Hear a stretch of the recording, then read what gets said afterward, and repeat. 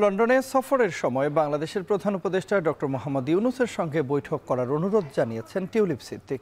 British সংবাদ মাধ্যম the guardian জানিয়েছে, একটি চিঠির মাধ্যমে এই অনুরোধ জানান যুক্তরাজ্যের সাবেক এই সিটি মিনিস্টার। আগামী সপ্তাহে লন্ডনে সফররত প্রধান উপদেষ্টার সঙ্গে আলোচনা করে সাম্প্রতিক ঘটনায় ভুল বোঝাবুঝি দূর করতে চান টিউলিপ। চিঠিতে ব্রিটিশ এমপি টিউলিপ অভিযোগ করেন, দুর্নীতি দমন কমিশন রাজনৈতিক ও উদ্দেশ্য প্রণোদিত হয়ে তাকে অভিযুক্ত করেছে।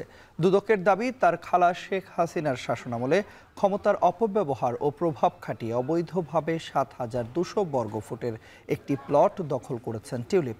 সব অভিযোগ অস্বীকার করে তিনি বলেছেন, শেখ হাসিনার সঙ্গে জড়িত কিছু প্রশ্নের জবাব দিতে তিনি প্রস্তুত রয়েছেন। বাংলাদেশের ক্ষমতাচ্যুত প্রধানমন্ত্রী শেখ হাসিনার শাসনামলে সুবিধা নেয়ার অভিযোগের বিষয়টিও পরিষ্কার করতে চান tulip Siddique. 15-year rule ended after student-led protests. Her party... Are you aware that I'm a British MP?